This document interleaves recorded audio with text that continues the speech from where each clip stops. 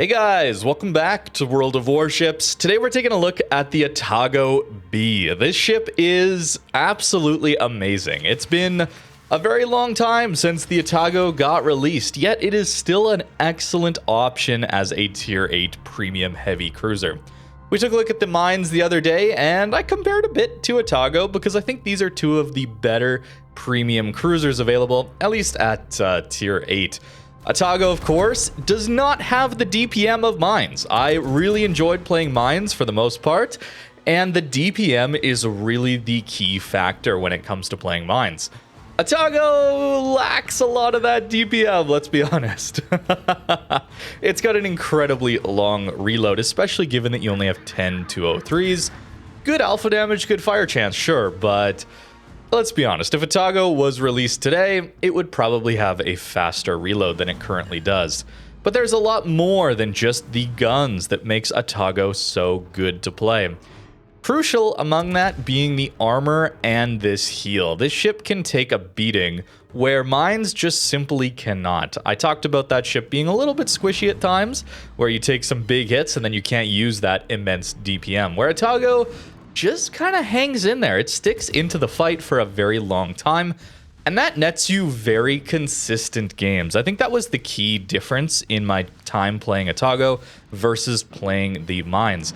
I got several games where I got up-tiered into Tier 10 carriers, and yeah, we're not going to do great in most of those games. You got to get pretty fortunate as a Tier 8 cruiser to do well in those ones. And yet, I still had okay games. It wasn't just a game over scenario where this ship could not play. I just love having a heal, personally. I play probably a bit riskier than I should in a lot of these ships, and therefore take a lot more damage, especially early on. And we always talk about this when it comes to cruisers, but you're so powerful late game. When there's less battleships, less crossfire, less overmatch to worry about, as a cruiser, you can push a lot more aggressively, apply a lot more pressure to the enemy team, cap zones and that, and carry a lot of games through.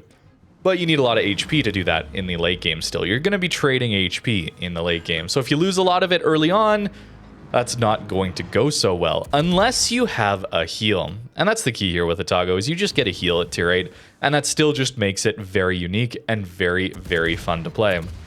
We're also seeing the torpedo angles here. I won't be hitting very many torps in this video. I'm not very good at hitting the torps. Much more focused on the guns, personally. But they are very nice to have if you've played the standard Japanese cruisers, the heavy cruisers specifically. You'll know that these torp angles would be a blessing on those ships. But on those ones, you can only fire them backwards. You have to go flat broadside or more to even fire them at anyone. So it's mostly a kiting tool, where Atago basically splits these torps up into quadrants, where each torpedo launcher, you get 4 of them, can shoot into its own quadrant. Not really allowing you to fire 2 torps backwards. I suppose that would be the difference here versus like a Mogami, for example. That one can fire both of its torpedo launchers per side backwards towards the enemy if you're kiting. And oftentimes when you're playing these cruisers, you are kiting, since they do perform best in that scenario. Very nice damage here into this Alaska, absolutely crushing with this HE, and fire chance. Very, very useful to have such a high fire chance on a Tier 8 ship. Talk about that when it comes to ship hulls at Tier 8. You have, I think it's a 37% fire reduction. It's all percentage based. And at Tier 10, it's closer to 50%. So as you climb the tiers, those base fire chance values you see in port get cut down progressively more. That's why at higher tier, a 10% fire chance is not the same as a 10% fire chance at tier 5, 6, or 7. It's just due to the way the hull fire reduction works. So having a 20% chance here on Atago, depending on your build, it can go up to, I think, even to 21 perhaps. No, I think actually just 20. But still, 20% is very, very nice at this tier. You get a nice amount of pen as well, over 32 millimeters. That's the key here, allowing you to pen most battleships. Although, let's be honest, the Pan-American battleships being in the game, we see a lot of those around, makes things tricky with their 51 millimeter deck and upper belt armor. So we got to aim for their superstructure, which, as you climb the tiers in those, is comically small. And then we're going mostly after the bow and stern armor, but you're only pinpointing that damage output when you're at closer ranges. which you're probably getting shredded by the secondaries at that point. They're very tricky to deal with outside of fires. You're really reliant on lighting a lot of fires and just trying to pinpoint superstructures, I suppose. This game here, we are using a full lighthouse double rudder build, and it's super fun, I gotta say. I had the most fun with this build. Not easy to play, but very, very enjoyable. You get like a 3.9 second rudder shift. That's pretty fun to mess around with. We're even using things like outnumbered. This ship on a flank is excellent. We're getting fortunate, though, I gotta say, that the carrier is not after us. I talked about that with mines. I gotta talk about that here with Atago. Even worse AA here. So if you get focused down by a carrier, there's really not much you can do outside of maneuver. That's really all this ship has. You just have to try and dodge. And depending on how that goes with the carrier player, it's not always going to work out so well, especially if in the early game there's a lot of crossfires with battleships. Hopefully our Massachusetts can take out that Iparanga. We'll focus on the Los Andes here in the middle. He's pretty low, and trying to aim for superstructure here, hoping for some damage. It's always hitting. It's pretty hit or miss with these things. It's sometimes you just shatter everything. But in this case, we do a lot of damage and get the double fire. So with the Atago here, that immense fire chance and long reload means against anything other than the American damage control, you can fire on cooldown and know that that immunity time is most likely up. Unless it's the American damage control, which lasts 20 seconds, which the Pan-American battleships do have as well. Or people are taking damage control duration upgrades on their ship. But it's nice sometimes to have a longer reload. It's not always a good thing, obviously. It certainly limits your DPM. But when it comes to playing Atago, the armor combined with this low reload rate or slow reload rate allows you to angle in between your salvos. And that's a really nice benefit that this ship gets that higher DPM ships, or ships that rely on a faster reload instead of higher alpha damage to deal that maximum DPM or theoretical DPM of their ship, can't do, which is angling between your salvos and combining that with the very solid armor of Atago. It's a 27mm upper belt, but a 41mm deck armor. So if you're angling to battleships, even at tier 10, you're going to be able to auto bounce those AP shells. They won't be overmatching through your deck armor into your citadel. If you're not angling perfectly bow or stern towards them, though, yeah, that 27mm upper belt can hurt you, especially at these medium to closer ranges. So you gotta be a little careful of that. The 27mm allows you to deal with anyone with 380mm guns and below, but there's a lot of 406, 457 at higher tiers, so you do have to be very critical on how you're angling. Or you could just avoid the incoming salvos altogether if you're running, say, rudder or double rudder build. That could help a lot to just survive a long time. Most of the shots, if you are angling and trying to dodge incoming fire, are typically going to do maybe full pens, but a lot of over pens, because this ship is relatively small as well. It's quite nimble, but relatively small ship. So really getting massive salvos into it, you have to catch it broadside for the most part. Or at close range, overmatch that upper belt and maybe hit the citadel, which is a bit stepped as well. We'll take a look at the armor and the builds towards the end of this video. Of course, I would really strongly recommend you start with a more standard build, not going full lighthouse like this. It is much harder to use, but the upside is certainly there. We're getting decent damage here into this game. It's a long duration game though. Much like the mines, Atago will benefit from these longer, closer games. Most cruisers really do. It allows them to get more consistent damage output, especially in the late games, allowing us to push in here. We really only have to worry about this Tennessee, perhaps some planes and Nevsky later, but we really only have to worry about Tennessee, so angling to him really isn't much of a big deal. Tennessee, of course, incredibly accurate, powerful if we're broadside, but when we can angle, yeah, he's just going to auto bounce off of us. That's the downside of Tennessee. We're fortunate, I guess, he didn't swap to the HE. That's very powerful on the Tennessee as well, but he doesn't go for that here. And this fast rudder shift is allowing us to avoid a lot of that incoming damage, even when I get greedy for my rear turrets. Taking a little bit more, and he's going to go down. Nakhimov is here for us, though, so there is no possibility of stopping to get this cap. We have to keep our speed up.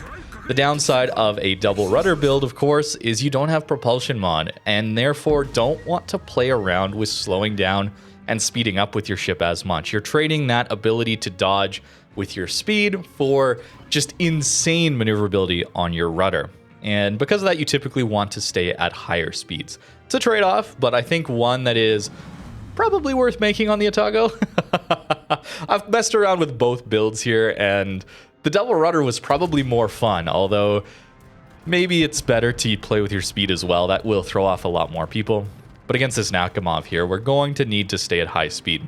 Dealing with Nevsky here could be scary. Certainly Nevsky has good armor piercing.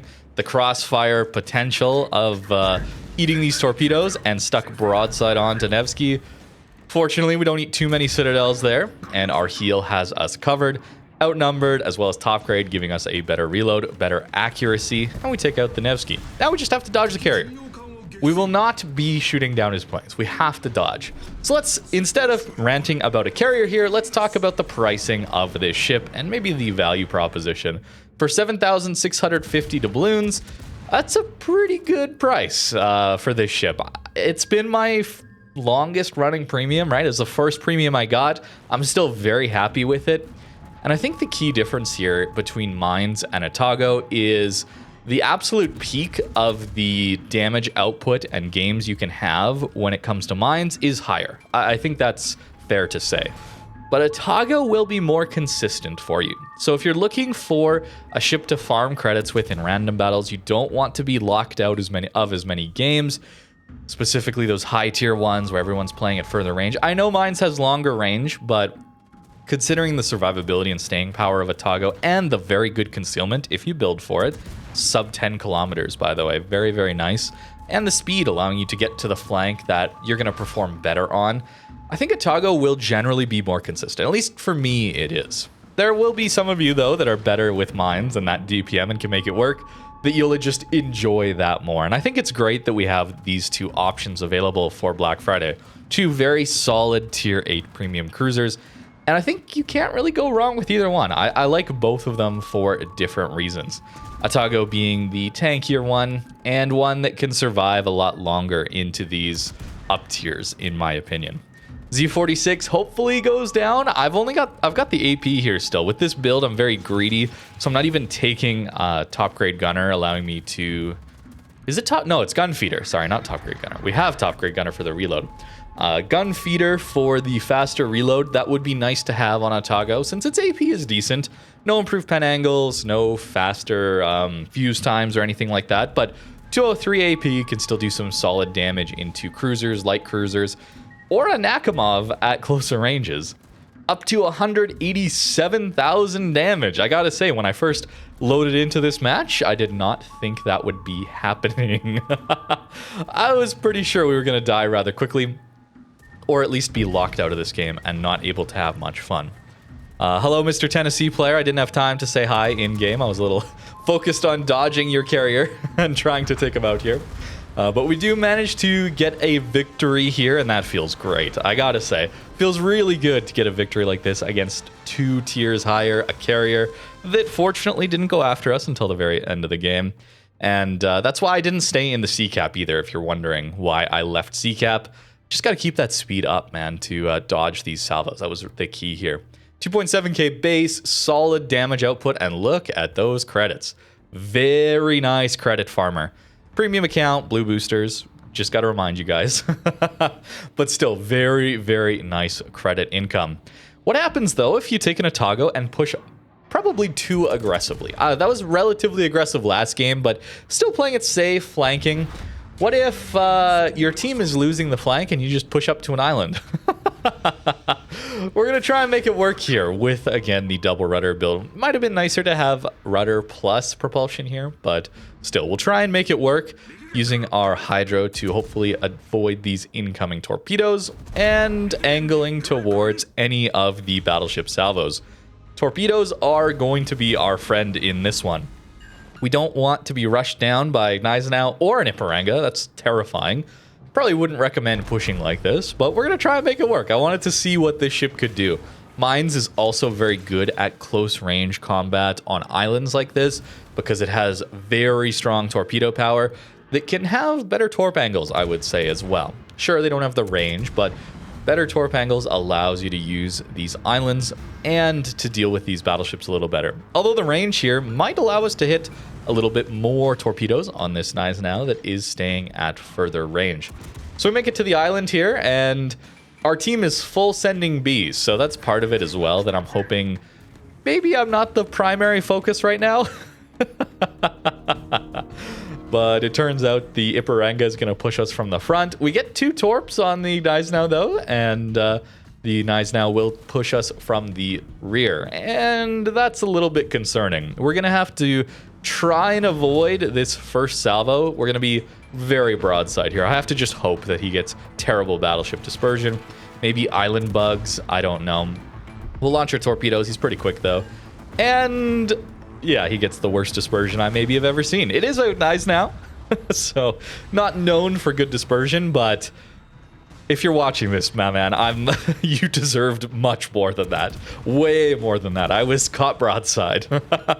I feel your pain, all right? I know what it's like, all right? So we're going to try and launch another set of torpedoes. Fortunately, Gneisenau does not have a hydro, so he doesn't see these coming. Although these are torps you probably could predict are happening, especially once we get the angle for him. He does shoot our stern. That's smart. 27 mil upper belt means we will be auto-bouncing at these angles, but not the stern. The stern is 25, and he will overmatch to that. Very smart to do that. And it looks like our torps will finish him off, so let's try and deal with this Ipiranga, or rather stop, so we don't have to deal with Ipiranga secondaries. A bit of an awkward brawl, I will say, but we made it work. It's fun to try these things. It's not necessarily good, but we made it work and got up to 100k damage and 3 torpedo hits in this one. These torps are, though, much better as zoning torpedoes. When you run the more standard concealment-focused build, you are going to be able to stealth torp with this thing, which is very, very nice. And I think probably the easier way to play it. I'm a little worried here about getting rushed by a destroyer, perhaps. And fortunately, he's not there. So, farm a little bit from behind the island. And took a big hit, but we made it off of the island. And now to deal with this Vladivostok. And this is really the power of double rudder. Okay, we're on very low HP. We don't have any healing remaining. And we're going to live for an absurdly long time. Yes, it's going to be in Illinois and Vladivostok. Well, Vlad should die relatively quickly if we get some good fire chance, but Illinois does not have the best shell velocity or dispersion, so maybe cherry picking some results here, but I was pretty happy with how long we managed to survive in this one. As an open water gunboat like this, an open water farming cruiser, Atago still does very, very well. You don't want to do this all the time because 15 kilometers is not the long range farming that it used to be back when Atago released. Certainly, I would say Atago's max range farming back in the day is more equivalent to 18, 19 kilometers these days, depending on if you get into tier 10, maybe 20 kilometers. The playstyle, the meta has definitely shifted, but hey, look at this fire chance, getting us some very good damage in on this body, and hoping to take him out before he manages to shoot at us. Now, I've certainly talked up Atago quite a lot this video, said a lot of the positives that this ship is capable of. I do like this ship quite a lot, but it is an older ship, and if you're interested in this, especially the long-range farming playstyle, I think there are some other good options for you available this Black Friday. Certainly something like Azuma or Yoshino B fit the meta a little better of long-range HE farming. More so Yoshino for me. I think that ship is much better than the Azuma, since Azuma just has worse armor even than Atago yet. And that's an even bigger ship. But the long-range accuracy, or at least the shell velocity of those 305s, or 310 mil guns actually, I think it is. But they do really, really good damage, have really high fire chance, more range, obviously. Atago still does feel like an older ship, right? It does not have the DPM. If you're looking for a cruiser to play in ranked, perhaps, Atago might not be it either. You don't have anything like a radar to impact those early DD engagements. Although you can play it a little bit like the Italian cruisers, I would say. They certainly took over this playstyle, but the push up with your friendly destroyer and then have that one massive salvo to blap the enemy destroyer, that's a pretty high impact way to play this ship, especially considering the concealment is much better on the Atago, the standard Japanese heavy cruisers, than in the Italian heavy cruisers. That's a good way to get a lot of battle impact, but other than that, it can feel a little bit like the ship was designed a long time ago for a different meta game, and it certainly was. I still very much like Atago, but there are good reasons why Atago may not be the best choice for you, right? I think it is a ship that is a little bit harder to play in today's meta than it used to be, and I think that you might be disappointed by the actual damage output. I had some good games here, don't get me wrong, but notice how these games are lasting a long time. I was very fortunate in this recording session with Atago to really not find those 5-minute blowout games. Whether you win those or lose those, they're not really that enjoyable. And for a ship like Atago, there's really not a lot you can do in those kinds of games. Most ships can't, obviously, but for Atago, your DPM just isn't there, so you don't have the time to really build up those fires, you know, pop people's damage controls, wait for them to be off cooldown, and then light those permanent fires for extra damage, right? Like, it's a ship that needs time, and this meta might not be always good for that. Certainly, depending on the day, I had, I think Vanguard was this week, right? And playing Vanguard for ship request, we got basically all blowouts, you know? And that can happen. It can happen, and not a lot of ships feel great into that, obviously, but for Atago, I've shown a lot of the strengths of this ship, but keep in mind, these games did last quite a long time, allowing me to rack up that damage. Otherwise, the actual DPM is a little bit lacking, certainly. The individual salvos feel very good, very impactful, high damage output there, specifically when you're finding yourself against 32 mil battleships or cruisers.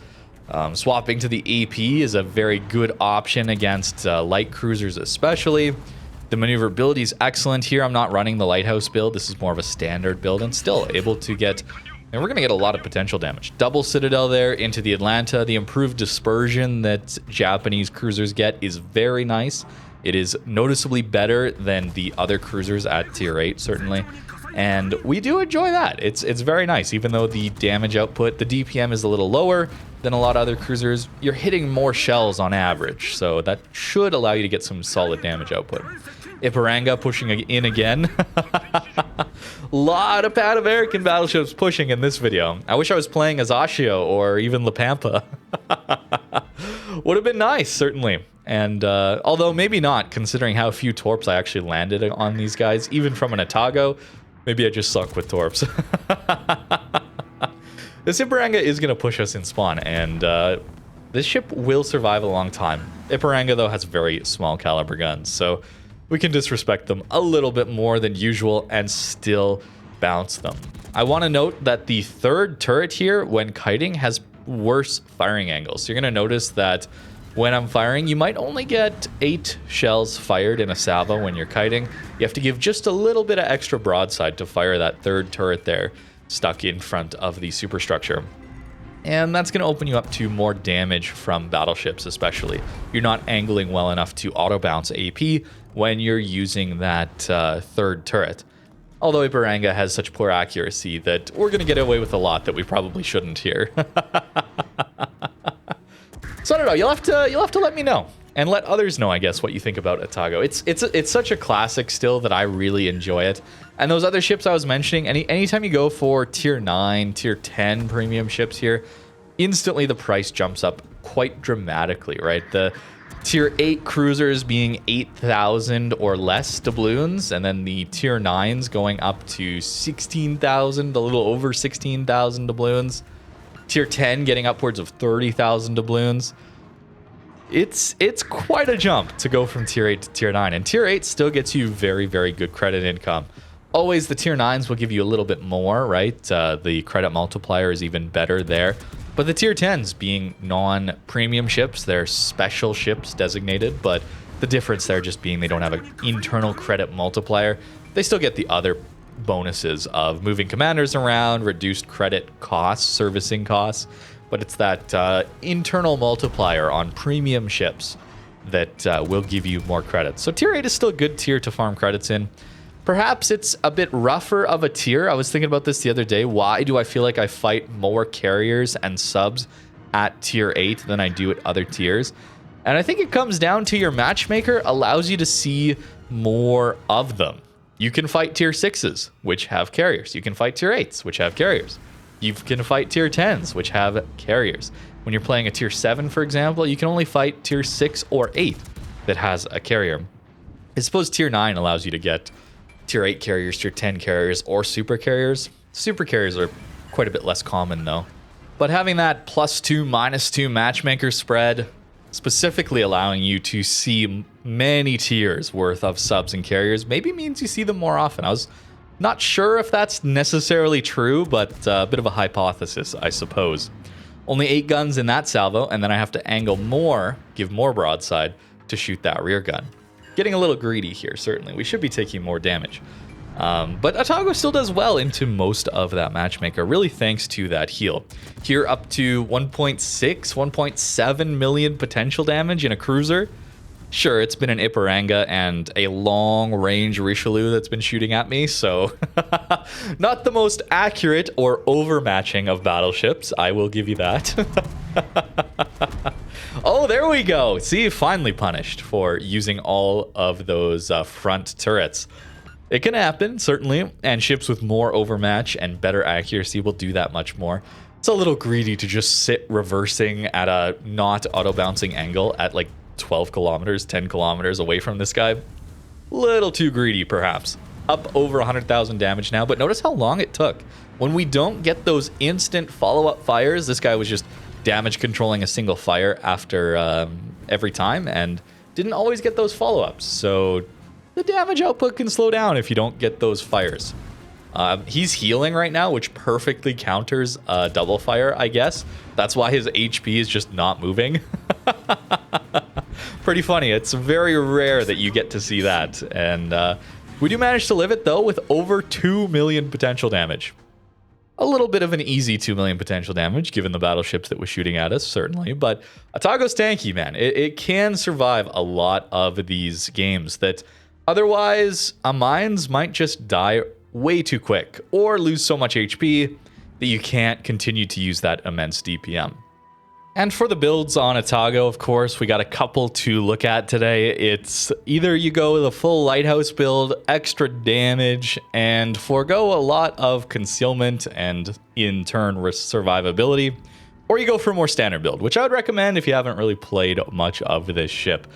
Certainly, this lighthouse build, though, is quite fun. Just maximizing damage output, even things like outnumbered were quite useful in my games. You really specifically have to go to the flank, but 10% better dispersion yet feels great, and the ship speed, if you're staying at high speed and maneuvering with double rudder, it is very, very good. Adrenaline rush, and then taking survivability expert over superintendent. If you have to choose, I usually think of it as survivability expert guaranteed gives you the HP up front. There's no guarantees that you get to that 4th heal, where survivability expert, you always make use of that HP every battle. And so that's why I value it a little bit more than superintendent on a ship that doesn't have a radar or something like that, or better consumables. If it's just a heal that is the reason you're taking superintendent, that extra heal, maybe consider survivability expert first, at least on higher tier cruisers where you can take advantage of that. As for the upgrades on the equipment, double rudder is pretty fun, man. Double rudder is very, very fun. 3.9 second rudder shift time. Certainly, though, propulsion mod plus rudder is also a decent option. And then you'll want to run concealment plus propulsion or rudder here, depending on how you want to play it, with a more standard build. I think I switched between them. They both feel relatively good. As for the armor, still surprisingly good these days. 25 mil bow stern, not great, obviously, but it's very small. And so this 27 mil plating at closer ranges will allow you to deal with a lot of 380 millimeter guns and below. The problem is when they overmatch 27. That's 406s and above, because they'll just blow through. This doesn't exist to them. And if we take that away, you have a stepped citadel, meaning if they hit their shells here, it's just a very easy citadel, very above water. It's very difficult to angle this here. If they can get through that 27 mil plating. The Tennessee example in the first game could not, and that's why it was so easy to just auto bounce his shells and avoid so much incoming damage. At longer ranges, more plunging fire means they're going to hit 41 millimeter deck armor. And no battleships overmatching that. That is very, very nice to have on this ship. 16 mil plating for the superstructure, and it's a rather large superstructure. Surprisingly big relative to the ship, I guess. And that means you can eat some full pens, often over pens from battleships, but there's times where a battleship shell can full pen you in your superstructure, and that can still definitely hurt. That full citadel, though, when you're caught broadside, I mean, assuming they aim in between your turrets, the turrets go quite a bit lower, but yeah, that's a very, very vulnerable citadel. So you do need to be angling, you do need to be maneuvering, and that's where that double rudder build can work out quite well. Just to show you guys a more standard build, I'll take my Zhao commander, I suppose. You wouldn't run Eye in the Sky, not on this one. Demo Expert is probably what you go for, although you could probably take something like Priority Target. And I also wasn't running Gunfeeder on the standard build. I initially tried Gunfeeder or even maybe Incoming Fire Alert with that extra point, but I found my rudder got knocked out quite a bit, surprisingly. So Last Stand does feel almost necessary on this ship. You do rely on your rudder quite a lot, especially on a more rudder-focused build, to avoid a lot of that incoming damage. 10-4 detect here with this one. If I go to concealment here, we see 9.3, and then the torpedoes, 10 kilometers of range. You can stealth torp. 9.3 detect with 37 knots of speed is very nice. You can get around the map rather quickly, and Atago, wanting to be kiting, should probably have that speed to allow you to get to the flank that you're going to do a good job on. And makes it relatively comfortable to play. Mostly down to that heal, in my opinion. DPM might be a little lacking, but thanks to the decent armor, wouldn't say good. There's enough overmatch, especially at the closer ranges for 27 mil. It's not good, but decent enough combined with the maneuverability and that heal for when you do take that big hit. You can survive a lot of games, and if the game lasts long enough, Atago can rack up some very solid damage numbers. And it's rather comfortable to play because of that, at least in my opinion. Let me know what you think in the comments down below. Thank you very much for watching, and have a great rest of your day.